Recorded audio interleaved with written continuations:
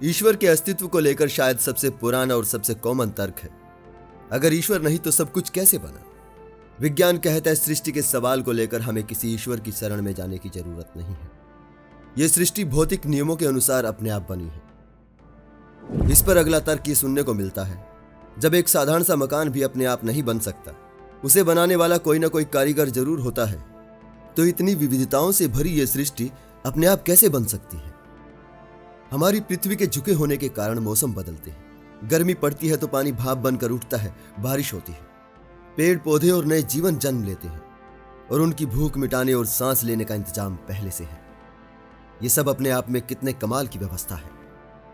जैसे हम अपनी जरूरतों के हिसाब से एक घर की व्यवस्था करते हैं, वैसे ही किसी ने जीवन की जरूरतों के हिसाब से इस कुदरत को गढ़ा है, और वही ईश्वर है। वाकई में दोस्तों, इस प्रकृति की पहेली बहुत जटिल है। इस धरती पे ही हम कितने ही आश्चर्यों से दो चार होते हैं। फिर रात के अथाह आकाश में जगमगाते सितारों को देखकर आखिर कौन है ऐसा जो सोचने पर विवश न हो जाए। इस सृष्टि के रहस्यों के आगे हमारी समझ जल्दी ही समर्पण कर देती है और हम कल्पनाओं के मायाजाल में खो जाते हैं।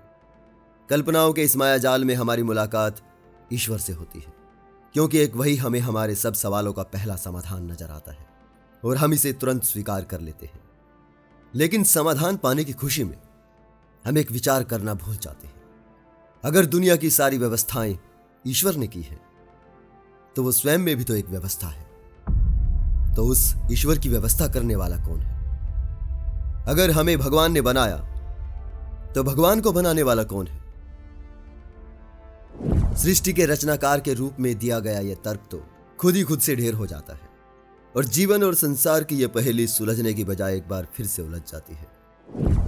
कहते हैं ईश्वर है या नहीं, यह साबित नहीं किया जा सकता, लेकिन अगर कोई कहे कि उसके अस्तित्व से इनकार भी नहीं किया जा सकता, तो फिर इस बहस का कोई अंत नहीं होगा। इस बहस को यहीं छोड़ते हैं और जानने की कोशिश करते हैं, क्या वाकई में जीवन और यह सृष्टि बिना किसी के बनाए बन सकती है, या फिर वाकई में कोई इसे बनाने वाला है जो हर क्यों के बाद बची खाली जगह में दस्तक देता है। सबसे पहले जीवन की बात करेंगे और जीवन के पहले कारण तक हम भी उसका साथ नहीं छोड़ना चाहेंगे, लेकिन देखना यह है वो हमारा साथ कहां तक और किस अवस्था तक उठा सकता है। तो बने रहें एक बार फिर से मेरे साथ इस वीडियो के अंत।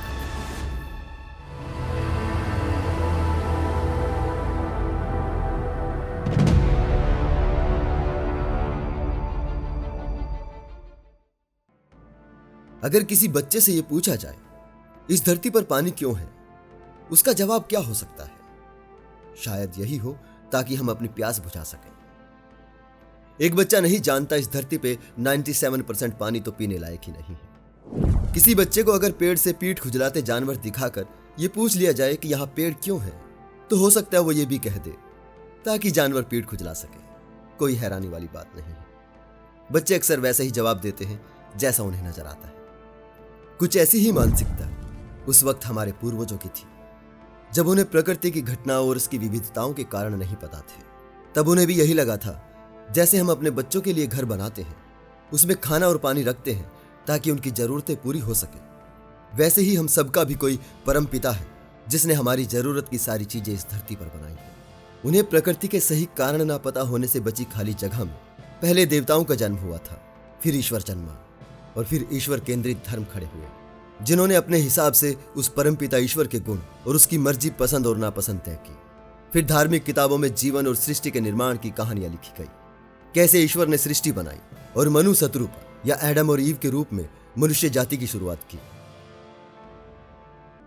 लेकिन जैसे जैसे मनुष्य की समझ का विकास होता गया, सृष्टि के निर्माण की ये सारी कहानियां ही रह गई, क्योंकि धर्मों के पास इनकी कोई कसौटी उपलब्ध नहीं थी सिवाय अगली कहानियों के कि ईश्वर स्वयं अवतार लेकर और पैगंबर भेजकर यह बात उनसे कह के गया है। सदियों तक तमाम धर्म इन्हीं कहानियों के पक्ष में तर्कशास्त्रों की रचना करने में लगे रहे, लेकिन एक भी ऐसा सिद्धांत ना पेश कर सके जो तार्किक ढंग से प्रकृति और जीवन की व्याख्या कर सके, जिससे जीवन की यह पहेली सुलझ पाती। लेकिन आज से 150 साल पहले चार्ल्स डार्विन के नेचुरल सिलेक्शन सिद्धांत ने इस पहेली को सुलझा दिया था। संपूर्ण मानव इतिहास में यही एकलौता सिद्धांत है जो समझा सकता है कि बिना किसी बुद्धिमान निर्माता के भी कोई जटिल रचना सिर्फ प्रकृति के नियमों के सहारे खुद से कैसे वजूद में आ सकती है, और कैसे एक बिल्कुल प्रारंभिक सरल जीवन भी विकसित होते हुए लगभग 4 अरब वर्षों में एक ऐसा प्राणी बन सकता है जो ये सवाल पूछ सके, हम कौन हैं, कहां से आए हैं और ये ब्रह्मांड कैसे बना। लेकिन ईश्वरवादी इस सिद्धांत पर अक्सर एक सवाल उठाया करते हैं, माना कि नेचुरल सिलेक्शन सरल जीवन को जटिल जीवन में बदल सकता है, लेकिन सरल जीवन से जटिल जीवन में बदलना भी तो एक व्यवस्था है। साथ ही ब्रह्मांड के वो नियम जिनके कारण ये ब्रह्मांड अस्तित्व में आया, और वे प्रकृति के नियम जिनके कारण नेचुरल सिलेक्शन को अपना काम करने का अवसर मिलता है, एक व्यवस्था है। तो ये व्यवस्था कैसे अस्तित्व में आई? यहां आगे बढ़ने से पहले मैं एक बात कहना चाहता हूं। वो लोग जो आज भी डार्विन के सिद्धांत और बिग बैंग पर छाती पीटते दिखाई देते हैं, वो कभी इसका कोई और विकल्प नहीं दे पाते, ना ही प्रमाणों के साथ खंडन ही कर पाते हैं। विकासवाद के अनेक सबूत होने के बावजूद भी वो अपनी इसी मान्यता पर बने रहते हैं कि सब कुछ कुन फाया कुन से बना है। जैसे वो चार्ल्स डार्विन की खोजों से पहले ईश्वर को हर प्रजाति का सृष्टा मानते थे और मनुष्य को 84 लाख योनियों में श्रेष्ठ प्रजाति बताते थे, या किसी खुदा ने तमाम सृष्टि अपने अनुयायियों के लिए बनाई है, वैसे ही आज भी वो अपनी मनु शत्रुपा और आदम हव्वा वाली गैर वैज्ञानिक कहानियों पर वापस लौट आते हैं। उनकी नजर में ईश्वर ही वो डिजाइनर है जिसने इंसान जैसी जटिल रचना को अपने हाथों से गढ़ा है। जबकि ये सवाल करते वक्त हमें याद रखना चाहिए, इस सवाल के साथ ही डिजाइनर ईश्वर तो गायब हो जाता है। यहां सिर्फ ऐसे ईश्वर की ही बात हो सकती है जिसने सिंगल सेल वाले पहले जीवन को धक्का दिया था, यानी पहले एक कोशिकीय जीवन की शुरुआत करने के बाद बाकी का काम कुदरत पर छोड़ देने वाला ईश्वर। यह सवाल पारंपरिक ईश्वर और सभी तरह के ईश्वरवादी दर्शन की आहुति मांगता है। क्या जो भी लोग ये सवाल करते हैं वो ये आहुति दे चुके हैं? तो उन्हें अगली आहुति के लिए भी तैयार रहना होगा, क्योंकि यह भी तो संभव है पहले जीवन को अस्तित्व में आने के लिए किसी ईश्वर की जरूरत ही ना पड़ी हो, वो महज एक संयोग से जन्मा हो। आइए जानते हैं कैसे। डार्विन के सिद्धांत के बाद से विज्ञान में जीवन के बारे में जितनी भी खोजें हुई हैं, उन्होंने इस सिद्धांत को और भी मजबूत किया है। आज हमने जीवन के लिए जरूरी सभी बायोकेमिकल्स को पहचान लिया है, और यह भी सिद्ध हो चुका है उन सभी रसायनों का निर्माण पृथ्वी के आरंभिक काल के वातावरण में संभव था। इस जटिल जीवन का सबसे पहला सरल प्रारूप लगभग 4 अरब वर्ष पहले अस्तित्व में आया वो अणु था जो अपनी कॉपी बनाने में सक्षम था। लेकिन फिर भी उन सभी रसायनों का आपस में इस तरह से व्यवस्थित होना ताकि अपनी कॉपी बनाने में काबिल एक ऑटोमेटेड जीवन का निर्माण हो सके, ये एक बेहद दुर्लभ संयोग था। यहाँ संयोग मात्र से इतना जटिल जीवन अस्तित्व में आ सकता है, इस बात को स्वीकारने में थोड़ी कठिनाई हो सकती है, लेकिन संयोग कोई कल्पना नहीं है। मैथमेटिक्स की माने तो मुश्किल से मुश्किल संयोग में भी असंभव जैसा कुछ नहीं होता, बस उसके घटने की प्रोबेबिलिटी बेहद कम होती है। मैथमेटिक्स में प्रोबेबिलिटी का अर्थ होता है किसी घटना को कितनी बार दोहराने से इच्छित संयोग के आने की संभावना है। उदाहरण के तौर पर यदि आप किसी ताश की गड्डी में से रैंडमली कोई पत्ता खींचते हैं तो आपकी मर्जी वाला पत्ता निकलने की संभावना 1/52 होती है। इसका अर्थ है अगर आप 52 बार कोशिश करेंगे तो इसमें एक बार सफलता मिलने की पूरी संभावना है। यहाँ एक बात और समझना बेहद जरूरी है, किसी भी घटना के घटने की संभावना अगर 1/100 है तो इसका मतलब ये नहीं कि सफलता 100वें प्रयास के बाद ही मिलेगी। हो सकता है सफलता 10वें प्रयास में ही मिल जाए, या फिर हो सकता है 41वें प्रयास में मिल जाए, या फिर यह भी हो सकता है सफलता 100वें प्रयास में ही मिले। प्रायिकता अधिकतम प्रयासों की संख्या को बताती है जिसमें सफलता मिलने की संभावना है। कुल मिलाकर कुदरत और जीवन के बारे में हम ऐसा कहना चाह रहे हैं कि जैसे कोई अंधा व्यक्ति किसी जिग्सा पजल को सॉल्व करने की कोशिश करता है तो क्या वो सॉल्व कर पाएगा? हो सकता है वो जीवन भर प्रयास करने के बावजूद भी ऐसा ना कर सके। कोई हैरानी वाली बात नहीं है, मनुष्य की औसत आयु ही मात्र 65 वर्ष है, जो कि ऐसे संयोग के लिहाज से बेहद कम है। लेकिन क्या हो अगर उसकी उम्र 65 करोड़ वर्षों से भी ज्यादा हो, और क्या हो यदि खरबों खरब अंधे इस प्रयास में जुटे हो। प्रकृति खरबों खरब अंधे निर्माताओं का समूह है, और इन्हीं अंधे निर्माताओं ने 75 करोड़ वर्षों में एक ऐसी पजल को जोड़ दिया था जिससे जीवन का वो पहला प्रारूप बना था। पृथ्वी पर पाए गए जीवन के सबसे प्राचीन साक्ष्य 3.8 अरब वर्ष पहले के मिलते हैं, जबकि पृथ्वी की आयु लगभग 4.54 अरब वर्ष है। यानी जीवन के पहले अणु को बनने के लिए लगभग 75 करोड़ वर्षों का समय मिला था।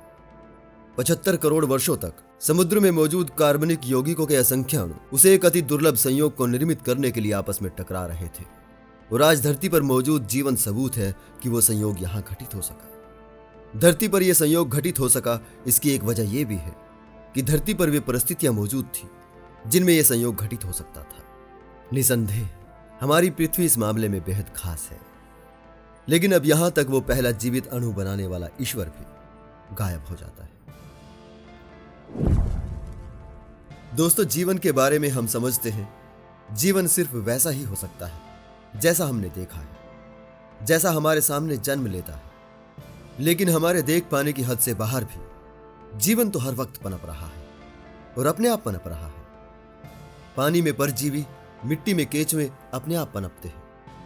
वहां कोई उनका डिजाइनर नहीं होता, जीवन को पैदा नहीं करना पड़ता। जहां जीवन के हालात होते हैं वहां जीवन खुद ब खुद पैदा हो जाता है। बस हमें जो बात हैरान करती है वो यही कि एक कोशिकीय जीव परिवर्तित होकर इतने जटिल जीवन में कैसे बदल सकता है। जिस क्रमिक विकास की हम बात करते हैं वो हमें दिखाई क्यों नहीं देता। लेकिन ये सवाल करते वक्त हम सबसे अहम चीज को इग्नोर कर रहे होते हैं, हालात और टाइम स्केल। इस बात के हजारों सबूत इस धरती पर बिखरे पड़े हैं कि धरती ऐसी नहीं थी जैसी आज है। हम भी ऐसे नहीं थे जैसे हम आज हैं। हमें सवाल करने लायक इस अवस्था तक आते आते बहुत समय लगा है। हम ढल सकने में काबिल थे, इसलिए प्रकृति ने हमें चुना है। जो न ढल सके वो सदियों पहले मिट चुके हैं। आज विकास के इस पड़ाव पर हम इंसान समझते हैं कि हम इस प्रकृति में बेहद खास हैं। किसी खुदा ने सब कुछ हमारे लिए बनाया है, तो हमें याद रखना चाहिए इसी धरती पर हमसे बहुत पहले विशालकाय डायनासोर 17 करोड़ साल तक राज कर गए। हमारा सफर तो उस टाइम स्केल पर कुछ भी नहीं होगा। वो सब तब तक बने रहे जब तक कुछ सुखद संयोग घटते रहे। हम भी सिर्फ तब तक बने हुए हैं जब तक कुछ सुखद संयोग घट रहे हैं। जिस दिन कोई सुखद संयोग ना घट सका, हम भी नहीं रहेंगे। हाँ, हो सकता है हमारे बाद फिर से यहां जीवन पनप जाए, किसी और रूप में, अगर किसी और संयोग से जीवन के हालात बचे रहे। यकीनन इस मामले में हमारी पृथ्वी बेहद खास है। अब आप चाहे तो यहां ये कह सकते हैं कि आप पृथ्वी को इस लायक बनाने वाला कोई डिजाइनर है। लेकिन उससे पहले मैं आपसे पूछता हूं, क्या हमें मिट्टी से गढ़ने वाला, इस धरती पर अवतार लेने वाला, पैगंबर भेजकर हमें आदेश देने वाला, क्या कोई ईश्वर है? आज के लिए इतना ही दोस्तों। जल्दी ही मिलते हैं अगले एपिसोड में। मेरे साथ इस वीडियो के अंत तक बने रहने के लिए आपका बहुत बहुत धन्यवाद।